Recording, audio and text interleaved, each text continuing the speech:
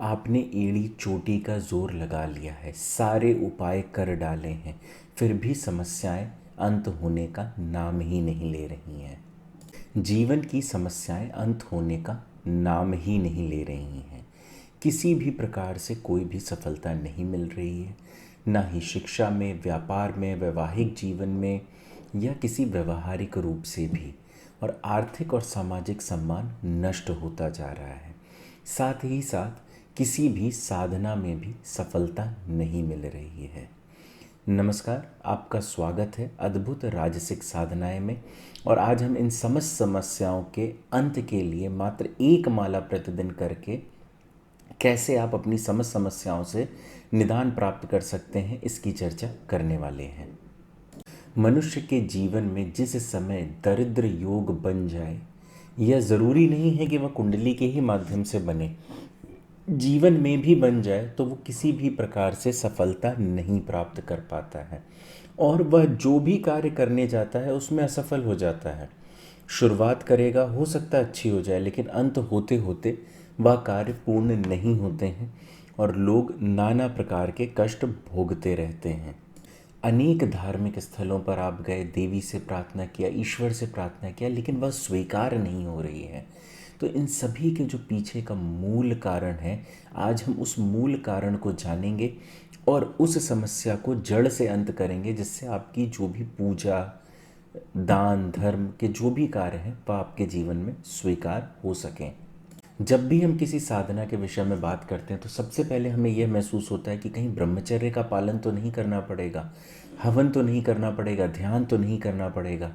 ये सारी चीज़ें जो व्यक्ति को दैनिक रूप से एक जगह बांधती हैं ना, उससे वो दूर रहना चाहता है। वो कोई भी प्रक्रिया रोज़ रोज़ नहीं करना चाहता। यदि आप किसी व्यक्ति को बोलें ये दान है, ये आपको देना है, सबसे पहले वह पूछेगा कितने दिन देना है, कब कब देना है।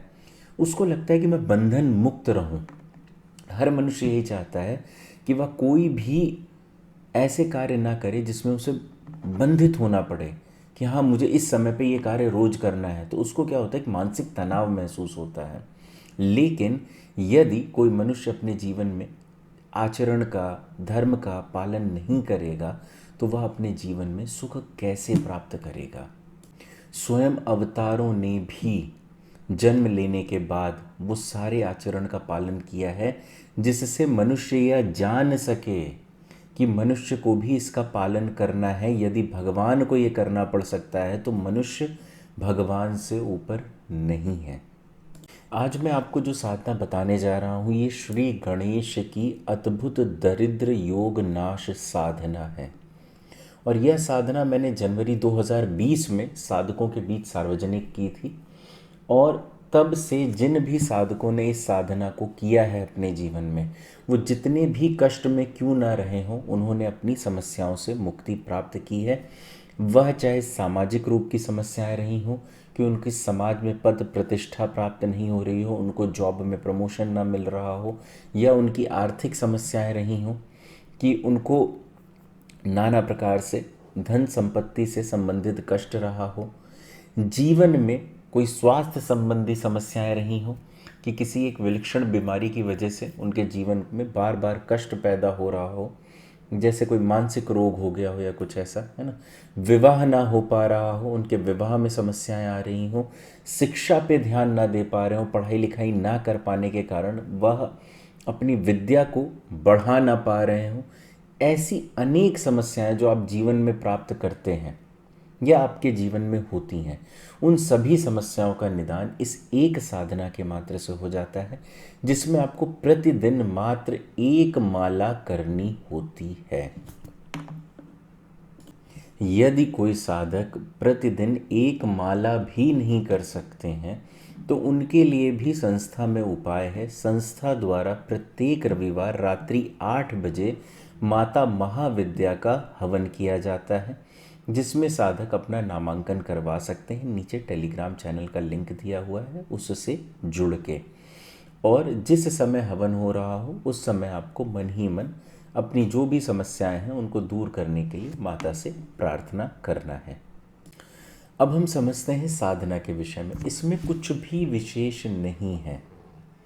आपको एक रुद्राक्ष की संस्कारित माला लेनी है, 2 मुखी अथवा 10 मुखी।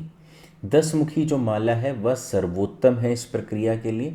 2 मुखी से भी कर सकते हैं, लेकिन उससे थोड़ा समय अधिक लगता है। जैसे मान लीजिए कि यदि आप 10 मुखी माला से इसी जप को करते हैं तो जो समस्याओं का अंत है जितने समय में होता है उससे कहीं ज़्यादा समय 2 मुखी माला से करने में होता है, और यह प्रक्रिया पूर्व निर्धारित है।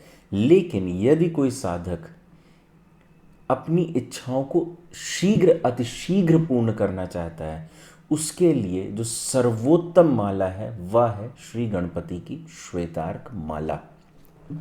मान लीजिए कोई ऐसा साधक हो जो एकदम आर्थिक अभाव में है, तो वह स्वयं से श्वेतार्क की माला का निर्माण करके उसका जप कर सकता है, क्योंकि अन्य संस्कारित मालाएं जो होती हैं वह निर्धारित धनराशि जमा करके आपको प्राप्त करनी होती हैं।